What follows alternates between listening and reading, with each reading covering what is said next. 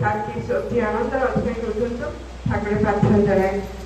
তো সীমিত ভিতরে কহিবি সুন্দর পরিবেশ আজ সারাটি দিন মানে ব্রহ্ম মুহূর্তর এই যে মাতৃসমিঠু আরম্ভ করি সৎসঙ্গ তাপরে মাতৃসমিনী সুন্দর উদ্দেশ্য এই ঘরর নামকরণ আসিছে আনন্দ ধাম।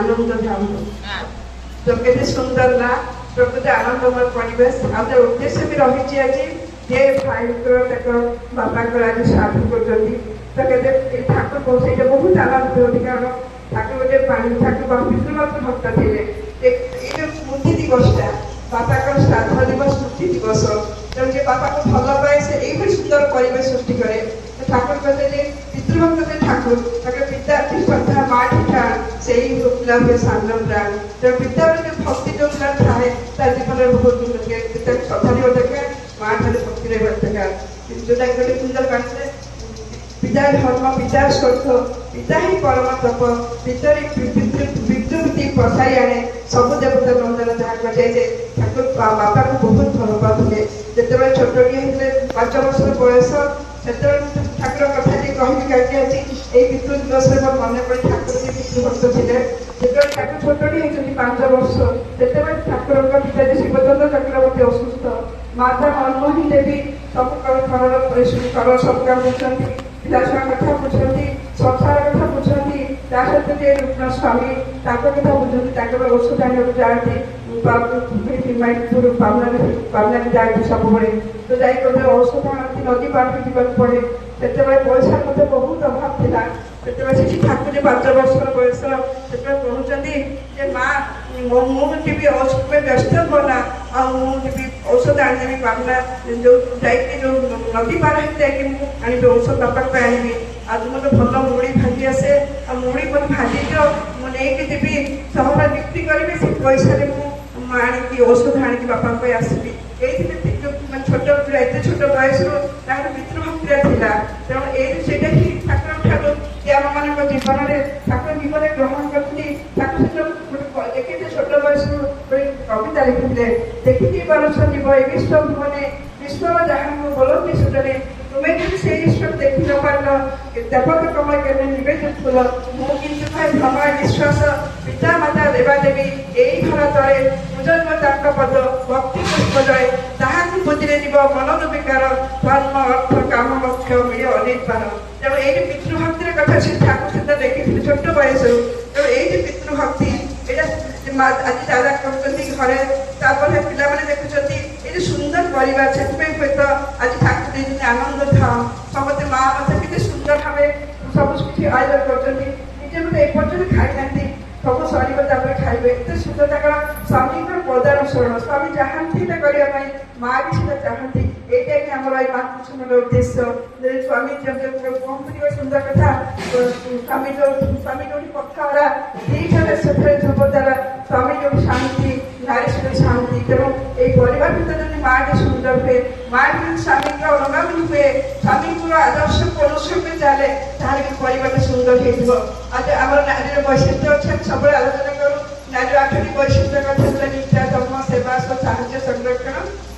ପ୍ରଦାନ ଏଗୁଡେ ମା ମାନଙ୍କ ରହିବା ଦରକାର କୁମାରୀ ଜୀବନ ଆରମ୍ଭ କରି କୁମାରୀ ଜୀବନ 6ଟି ବୈଶିଷ୍ଟ୍ୟ ପରିପାଳନ କରିବା ତାପରେ ନାରୀ ଜୀବନ 8ଟି ବୈଶିଷ୍ଟ୍ୟ ସେମିତି ପୁଅ ମାନଙ୍କର ଗୋଟେ ବୈଶିଷ୍ଟ୍ୟ ଅଛି ପୁଅ ମାନେ ସେମାନେ କଣ କରିବେ ପିତା ମାତାଙ୍କୁ ଭକ୍ତି କରିବେ ଇଷ୍ଟକୁ ଜୀବନରେ ଗ୍ରହଣ କରିକି ଆଉ ସେଇ କଥାଟା ଯେମିତିକି ଆଜି ବାପା ସବୁବେଳେ ଦାଦା ସବୁବେଳେ ପିଲାଙ୍କ ଆଗରେ ସ୍ତ୍ରୀ ଆଗରେ କହୁଛନ୍ତି ମୋ ବାପା ବହୁତ ଭଲ କାହିଁକି ଭଲ ପାଇଛନ୍ତି ନା ସାଧାରଣ ସୁନ୍ଦର ଭାବେ କରିଛନ୍ତି ତେବେ ସେ ସବୁବେଳେ କହିବେ ମୋ ବାପା ବହୁତ ଭଲ ମୋ ବାପା ପରେ ଆମ ଉଠିଟା ଥିଲା ଆମେ ବାପାଙ୍କର ଏତେ ଚଳୁଥିଲୁ ବାପାଙ୍କର ଏତେ ନୀତି ନିୟମ ରହିଛି ଏସବୁ ସ୍ତ୍ରୀ ଆଗରେ କହିବେ ସ୍ତ୍ରୀ କଣ କରିବେ ତାକୁ ଅନୁସରଣ କରିବ ଯେତେ ବାପା ମାଙ୍କର ପ୍ରଶଂସା କରିବେ ସ୍ତ୍ରୀ ମନରେ ମଧ୍ୟ ବାପା ପ୍ରତି ସେ ଭକ୍ତିଟା ଆସିବ ସେଇଟା ହେଉଛି ଗୋଟେ ପୁଅର ବୈଶିଷ୍ଟ୍ୟ ସେଇ ବୈଶିଷ୍ଟ୍ୟକୁ ଧରିକି ଚାଲିବ ତାହେଲେ ଗୋଟେ ପରିବାର ସ୍ତ୍ରୀ ମଧ୍ୟ ତାକୁ ଅନୁସରଣ କରିବ ତାଙ୍କର ଯୋଉ ଦୃଷ୍ଟି ଆଭିଜାତ୍ୟ ତାଙ୍କର ନୀତି ନିୟମ ସେ ସବୁଗୁଡ଼ିକ ସ୍ତ୍ରୀ ପରିପାଳନ କରିବ ଯେତେବେଳେ ସେ ପୁଅ ଯେତେବେଳେ ସ୍ତ୍ରୀକୁ ସବୁ କଥା କହିବ ତେବେ ଏଇ ଧାରାଟା ହେଲେ ଯାଇକି ସେ ମଧ୍ୟ ଭଲରେ ଗୋଟେ ସୁନ୍ଦର ପରିବାର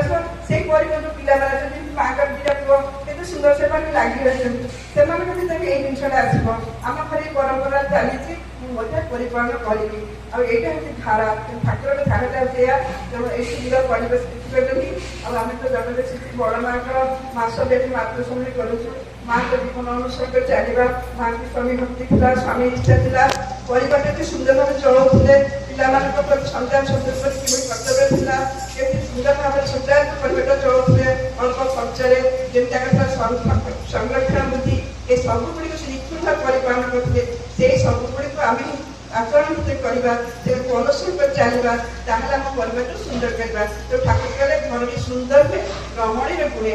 ଯେତେ ଗୋଟେ ସ୍ତ୍ରୀର ଯଦି ଘରେ ଇଷ୍ଟ ହୁଏ, ସ୍ୱାମୀ ଭକ୍ତି କଲ୍ୟାଣ ହୁଏ, ତାହେଲେ ଚାହିଁବ ଯେ ପରିବାରଟା କେମିତି ସୁନ୍ଦର ଗଢ଼ି ତୋଳିବି। ତେଣୁ ସବୁବେଳେ ଆମେ ଠାକୁରଙ୍କ ଜୀବନରେ ଗ୍ରହଣ କରିଛନ୍ତି, ଆମେ ସମସ୍ତେ ଭାଗ୍ୟବାନ। କେତେ ସୁନ୍ଦର ଆଜି କେତେ ଆନନ୍ଦମୟ ପରିବେଶ ଆମର। ଯେମିତି ସତ୍ସଙ୍ଗ କେତେ ଭାବେ ଭାଇ ମା ମାନେ ଆମର ଯେତେ ଭାଇ ଭଉଣୀ ଥିଲେ ବି ଆମ ଗୁରୁ ଭାଇ ମାନଙ୍କୁ କେତେ ଆନନ୍ଦ ଲାଗେ, ସେ ବହୁତ ଆପଣା ଲାଗେ। ତେଣୁ ଆମେ ସମସ୍ତେ ଯେଉଁ ଠାକୁରଙ୍କ ଜୀବନ ଧରିଛନ୍ତି ବୋଲି ଆମେ ବୃହତ୍ତର ପରିବେଶରେ ଅଛୁ। ବୃହତ୍ତର ପରିବେଶ ଆମର ଯେତେ ବନ୍ଧୁ, ଯେତେ ବଡ଼ ସମସ୍ତେ ଆପଣା ଲାଗନ୍ତି, ଯାହା ଦେଖିଲେ ଗୋଟେ ଆପଣା ଲାଗନ୍ତି। ତେଣୁ ଆମେ ସେଇ ବୃହତ୍ତର ପରିବେଶ ପାଇବୁ ଠାକୁରଙ୍କୁ ପାଇବୁ ବୋଲିକି। ତେଣୁ ଆମେ ତାକୁ ନେଇକି ଚାଲିବା। ସବୁ ଆମେ ଯେମିତି ନାମଧାନ କରିବା, ଏ ନାମଧାନ କରିବା ଭିତରେ କ'ଣ ହୁଏ, ସବୁ ନାମ ମାହିତି ରହିଲେ ତ ନାମ ମାହିତି ରହିଲେ 24 ଘଣ୍ଟା। ଆଉ ନାମଧାନ କଲେ କ'ଣ ହୁଏ, ଆମେ ଯେତେ ବୁଝିପାରୁ କୋଉଠି ମୋର ଭୁଲଟା ରହିଲା, ମୁଁ କ'ଣ ଭୁଲ କରିଦେଲି, ଦିନକ୍ରମ ଭିତରେ କ'ଣ ଭୁଲ କଲି, ସେ ସଂଶୋଧ ହଉ ନିଜେ ନିଜେ। ଆମେ ନିଜେ ନିଜେ ସଂଶୋଧ ହଉ ଯଦି ଆମେ ନାମଧାନ କରୁ, ନାମ ହେଇକି ରହୁ, ଆଉ ଠାକୁରଙ୍କୁ ଜୀବନରେ ଗ୍ରହଣ କରିକି ତାଙ୍କ ଆଦର୍ଶ ନେଇକି ଆମେ ଚାଲିବା। ଯଦି ଆମେ ସେଥିରୁ ବିଚ୍ୟୁତ ହେଇଯାଉ, ତାହେଲେ କିନ୍ତୁ ଆମ ଜୀବନରେ କେତେ ଘଟଣା ଦୁର୍ଘଟଣା ଘଟିବ, ବୁଦ୍ଧିର ବିଭ୍ରାନ୍ତ ମାନିବାକୁ ପଡ଼ିବ।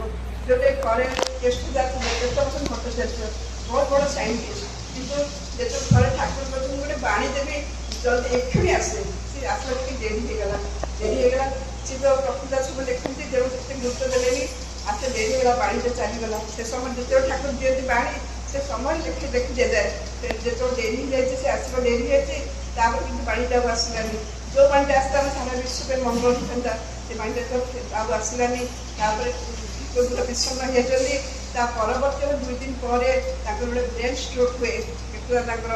ତାପରେ ତାଙ୍କର କିନ୍ତୁ ମୃତ୍ୟୁବରଣ ହେଇଛି। ତାଙ୍କ ପୁଅ ଯେ ପଣ୍ଡିତ ଭଟ୍ଟାଚାର୍ଯ୍ୟ ଥିଲେ, ସେ କିନ୍ତୁ ପିତୃ ସୁଝିବା ପାଇଁ, ଏ ପିତାଙ୍କର ସାମାନ୍ୟ ଭୁଲ ପାଇଁ ସାରା ବିଶ୍ୱ କେତେ ଗୋଟେ ମଙ୍ଗଳର ଗୋଟେ ସୁନ୍ଦର ପାଣିଟେ ପାଇଥାନ୍ତା, ସେଇ ବିଧାନଟା ତା ଜୀବନଟା ସୁନ୍ଦର କରିଥାନ୍ତା। ତେଣୁ ସେ କ'ଣ କରିଛନ୍ତି, ଆଜି କ'ଣ ଏ ଗ୍ରନ୍ଥ ପାଠରେ ରହିଗଲେ। ତେଣୁ ପ୍ରତ୍ୟେକ ଜିନିଷ ଯାକ ବିଧିର ବିଧାନଟାକୁ ଆମକୁ ମାନିବାକୁ ପଡ଼େ।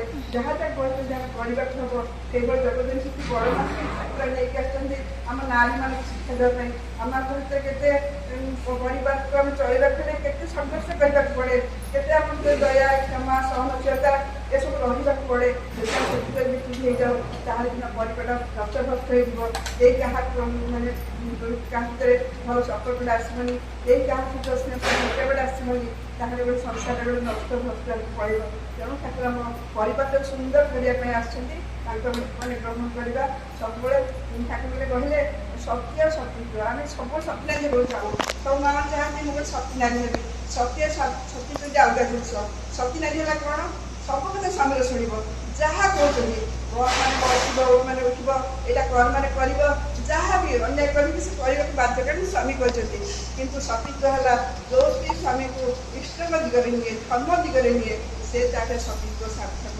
ଏଇଟା ଠାକୁର ଚାହିଁଛନ୍ତି ପ୍ରତ୍ୟେକ ମା ମାନଙ୍କ ଠାରୁ। ତେଣୁ ଆମେ ସବୁବେଳେ ଇଷ୍ଟ ପରାୟଣ ହେବା, ସବୁବେଳେ ଆମେ ବହୁତ ଭାଗ୍ୟବାନ। ଆଉ ମଣିଷ ପାଇବା, ଜନ୍ମଟା ପାଇବା କି ନାହିଁ ଜାଣିନାହାନ୍ତି। ଏ ଜନ୍ମରେ ଆମେ ପାଇଛୁ ମାନେ ବହୁତ ଭାଗ୍ୟବାନ। ବହୁତ ତପସ୍ୟା ବେଳେ ମଣିଷ ଜନ୍ମ, ତାଠାରୁ ଅଧିକ ପୁଣ୍ୟ ଥିଲେ ସଦ୍ଗୁରୁ ପୁରୁଷୋତ୍ତମଙ୍କ ଜୀବନରେ ଗ୍ରହଣ, ତାଠାରୁ ଅଧିକ ପୁଣ୍ୟ ଥିଲେ ତାଙ୍କୁ ନେଇକି ସାରାଟି ଜୀବନ ଚାଲିବା। ଯେଉଁ ବିଭିନ୍ନ ନେତାକୁ ନେଇ ଚାଲିବା, ତାକୁ ସେଇ ପୁଣ୍ୟ ରଖିଲେ ଆହ୍ୱାନ କରିଛନ୍ତି। ଆମେ ସେଇ ଜୀବନଟାକୁ ଉପଭୋଗ କରି ଚାଲିବା। ଠାକୁରଙ୍କୁ ଜୀବନରେ ଗ୍ରହଣ କରିକି ତାଙ୍କ ପ୍ରଦର୍ଶିତ ପଥରେ ଚାଲିକି ଆମେ ନିଜେ ଧନ୍ୟ ହେବା, ସମସ୍ତ ଧନ୍ୟ କରିବା। ଆଜି ମା ବହୁତ ଭାଗ୍ୟବାନ। ଜଗତଜନନୀ ବଡ଼ ମାଙ୍କୁ ଆହ୍ୱାନ କରିଛନ୍ତି। ଏଇଟା ଭାଗ୍ୟରେ ଥିଲେ ଆଉ ଆମେମାନେ ସମସ୍ତେ ଭାଗ୍ୟବାନ। ଆମେ ତାଙ୍କୁ ଯୁକ୍ତ ହେଇଛନ୍ତି। ଆଉ ବସ ସମସ୍ତେ ମିଳିକି ଠାକୁରଙ୍କର ମାଙ୍କର ଭଜନ କୀର୍ତ୍ତନ କରି ଗୁଣଗାନ କରିଛନ୍ତି। ଆମେ ସମସ୍ତେ ହିଁ ଭାଗ୍ୟବାନ। ଆସନ୍ତୁ ଆଉ 2 ଦିନ ପରେ ଆମର ତ ଶ୍ରାବଣ ପତ୍ର ଶେଷ ହେଇଯିବ ତ ସମସ୍ତେ ମା ମାନେ 8 ତାରିଖ ଦିନ ମନ୍ଦିରରେ ଆମର ଶେଷ କରିବା ସମସ୍ତେ ଏଠି ଉପସ୍ଥିତ ହେବେ। ଆଉ ଗୋଟେ ରବିବାର ଦିନ ବି ଆମେ ରଖିଛୁ ମନ୍ଦିରରେ, ତେଣୁ ମନ୍ଦିରକୁ ଆସିବେ ସମସ୍ତେ ହେଇକି ଆମେ ଏକାଠି ହେବା। ବହୁତ ଭଲ ଲାଗୁଛି, ପରିବେଶ ବହୁତ ସୁନ୍ଦର ଲାଗୁଛି। ଆମେ ସମସ୍ତେ ଏକାଠି ହଉଥିଲୁ, କିନ୍ତୁ ଆମର ରହୁଛି ମା ମାନେ ଦାୟିତ୍ୱ ଦେଇଯାଇଛନ୍ତି, ସେଥିପାଇଁ ଦେଖିଲେ ବହୁତ ଖୁସି ଲାଗୁଛି। ସମସ୍ତେ ଆଜି ଆମେ ଏକାଠି ହେଇଛନ୍ତି, ତେଣୁ ଆମେ ସବୁ ସୁନ୍ଦର ଭାବେ କରିବା। ଆଉ ତାପରେ ଭାଦ୍ର ପରିକ୍ରମା ଆସୁଛି, ସବୁ ଆମେ ସୁନ୍ଦର ଭାବେ ପରିପାଳନ କରିବା ଆଉ ଆମ ଜୀବନଟାକୁ ଧନ୍ୟ କରିବା। ଜଗତୀ ସେଠି ବଡ଼ ମାଙ୍କର ଏଠି ମାତୃଭୂମି କୁହାଯାଉଛି, ସମସ୍ତେ ତାଙ୍କର ଯେଉଁ ଅଛି ମା ଯାହା ଚାହୁଁଛନ୍ତି ତାଙ୍କୁ ଆମେ ତାକୁ ପୂର୍ଣ୍ଣ କରିବା ପାଇଁ ତାଙ୍କ ଇଚ୍ଛାରେ ପୂର୍ଣ୍ଣ କରିବା। ଗୋଟିଏ କଥା ତାଙ୍କ ଇଚ୍ଛା ପୂର୍ଣ୍ଣ କରିବା, ଆମେ ତାଙ୍କ ଧାରାରେ ଚାଲୁ, ତା କହିବା ଅନୁସାରେ ଚାଲୁ, ତାଙ୍କ ଅନୁସରଣକୁ ଚାଲୁ, ମା ବି ଖୁସି ହେବେ ଆଉ ଆମର ଜୀବନଟା ବି ସୁନ୍ଦର ହେଇଯିବ। ତେଣୁ ପୁଣି ଥରେ ସମସ୍ତଙ୍କର ମଙ୍ଗଳ ପାଇଁ ଠାକୁରଙ୍କୁ ପ୍ରାର୍ଥନା କରୁ। ସବେ ଭବନ୍ତୁ ସୁଖିନଃ, ସର୍ବେ ସନ୍ତୁ ନିରାମୟ, ସର୍ବେ ଭଦ୍ରାଣି ପଶ୍ୟନ୍ତୁ ମା କଷ୍ଟି ଦୁଃଖ ଭାଗ স্বস্তি হবে ভগবান ভয় নাই, আরে ভয় নাই, নিশ্চয় প্রাণ দেখতে ভয় নাই, জয়।